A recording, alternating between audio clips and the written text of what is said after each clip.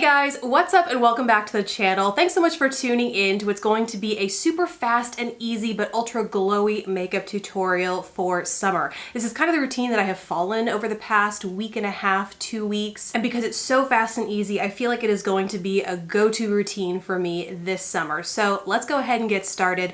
First, starting off with a primer. I have combo skin, so as the weather warms up, I know I need a little bit of something as a base. This is the Milk Hydro Grip Primer, and I like this because it's not super slippery. I find that slippery primers on my skin type make my makeup feel like they're gonna just slide right off and melt down throughout the day.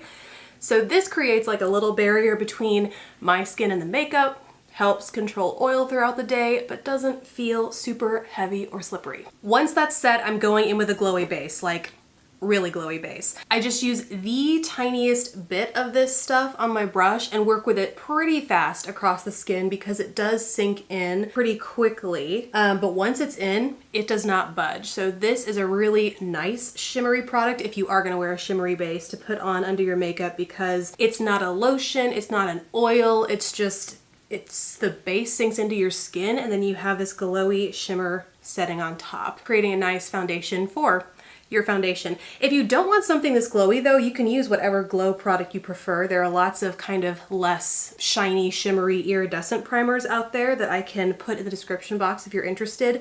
This just happens to be what I like because it's so gorgeous. For foundation, I'm going to go in with the Hourglass Vanish Seamless Finish Liquid Foundation. And because this is so glowy, I do tend to reach for something a little bit fuller coverage. However, I don't use a lot of this because I rely on the coverage of this, like seriously.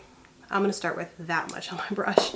And I do use the same brush that I use for the shimmer, just kind of like keeping it all on the same brush, keeping it super easy. And I will dot that kind of in the same places that I put that foundation. But if you use something like this, you will want something a little bit more full coverage, like I said, just to tone down the shimmer a little bit, but it still gives you that lip from within look and helps cover, you know, if you have any blemishes like me, hyperpigmentation, it will give you additional coverage for that as well. But part of the reason that I don't use a ton of foundation is because the concealer that I go in with has a fair amount of coverage as well. And so between the two, if I overdo it on either one of those, I can find I have a little bit more coverage than I like when I'm going for a look that's really fresh-faced and natural looking and glowy. That concealer, by the way, is my e.l.f. 16-Hour Camo Concealer, which is a mess. I mentioned this recently at some point in a recent video, but love this concealer. But every time I close it, product collects right at that seam and it has just made a mess in my makeup bag. This I will sometimes use a brush. Today I'm going to use my fingers though because I love the way it melts the product into the skin. So I'm just patting that in and you can see, I mean, a little goes a long way. So by the time I blend all of this out as low as it's going to get, I find that it has covered all of the spots that I tend to want a little bit more coverage out of my foundation from. And then once the look is done, you'll see that it's like the perfect, what I think is the perfect combination on my skin of coverage and glow. And then any excess I have on my fingers, I will just go in and dot on any blemishes I have. I need a little bit of a different color match for my concealer. This was light as it is, and now that I have a little bit of a tan, it's a little bit too light for me right now, but once we get bronzer and blush on there, it will kind of start to even things out. Speaking of, the bronzer that I have really been liking to use has been the Huda Beauty Tan Tour. I bought both the light and the fair shades. Light is where I'm at right now, and I love this because I was shocked at how natural and easy it was to blend into my skin. I kind of thought, you know, you just never know with cream products. Sometimes they can be easy to work with, sometimes they take a little bit of working with.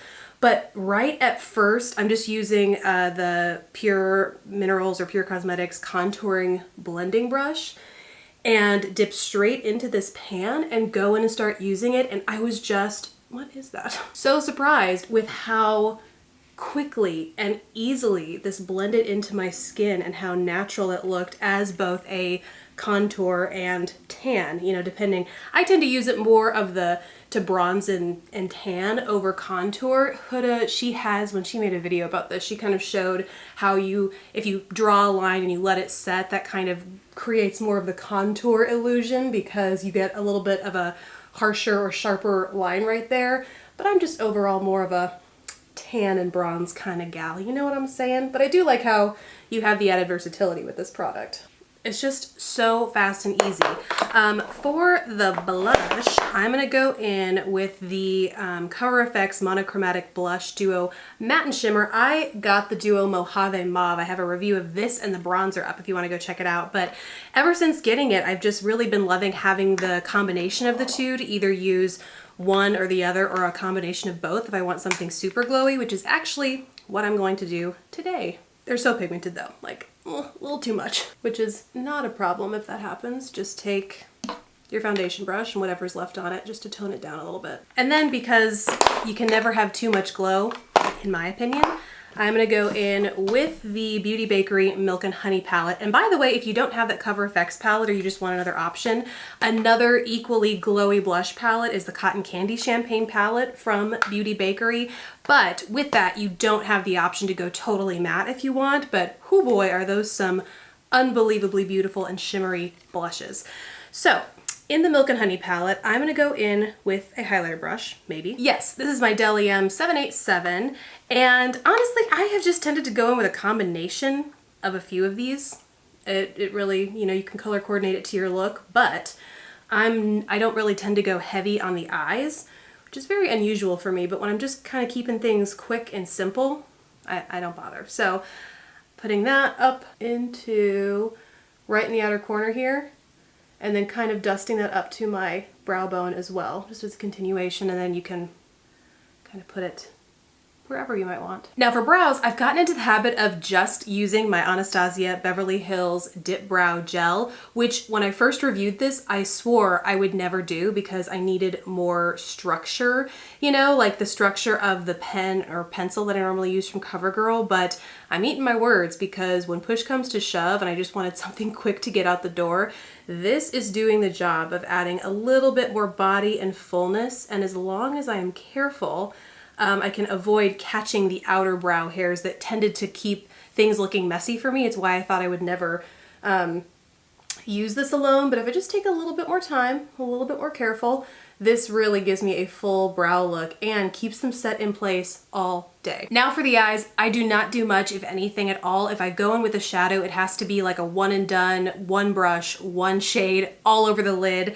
I'm tempted not to do anything today, but let's do a little bit of something. I have this sitting around. It's my Beauty Bakery Game of Cones Fury of the Oven, and I'm just gonna go in with this shade Cakester right here. Another one of my favorites is this Burn Cloak, right? Yeah, Burn Cloak, but it's a tad deep for the kind of light, bright look I'm going for today, but it's another really good one and done kind of shade for the eyes if you want a little bit of drama. So going in with Cakester and the e.l.f. C brush, just gonna pat that all over my lid. And when I'm really thinking ahead, sometimes what I'll do is take whatever bronzer I'm working with, even if it's that Huda Beauty Tantour, and I'll use that as my crease shade if I really want just a little bit more definition across the lid, but for the most part, it's all about the glowy skin when it comes to this look, so I don't focus too much on the eyes. Eyes are done, now I do mascara, and I'd gotten into the habit of using my primer, the L'Oreal Lash Paradise Primer Base, under my mascara, but when it comes to this kind of look, I keep it easy. I do a couple coats of my Lash Paradise mascara and call it a day. Alrighty, lashes are done, lips are last, and this might be my favorite part because this is what I feel like pulls it all together,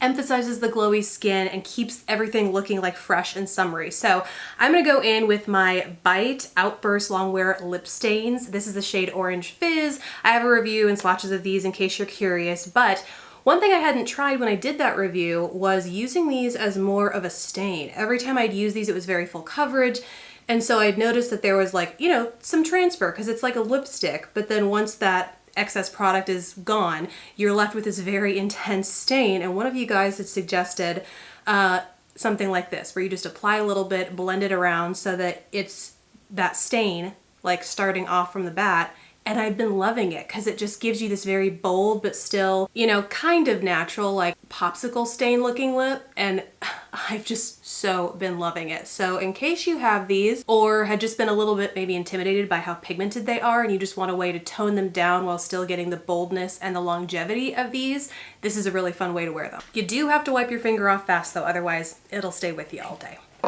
Like, that's me. This is the new me now. That's not coming off all day. So that is the look. That's everything that I like to use and do. Some optionals depending on how you like to wear your stuff, what your skin type is, might be a setting powder, whether it's pressed. The one that I've been liking lately is the Physicians Formula Healthy Powder. I'm hoping I don't knock over everything on my desk reaching for it, but this guy, I really like to do just a light dusting in the center of my face where I tend to get oily, if even that, or I will go in with a setting spray just to take out any sort of powderiness that might come from using a powder like this. But because of the products that I have used here, I just find that both the Hourglass Vanish Foundation and the e.l.f. Concealer, they dry to a totally powdery finish on me, so I don't tend to need or use a setting powder with any of this. But just a tip, if you find that your particular, because you don't have to use these, if you find that your particular combination of foundation and concealer need a little bit of setting, that's what I like to do, and is just always another option if you find you need those things to help your summer makeup last longer. But other than that, guys, that is the look. I really hope you enjoyed it. Let me know what you think down below, and I'll see you in the next video, guys. Thanks so much for watching. Bye.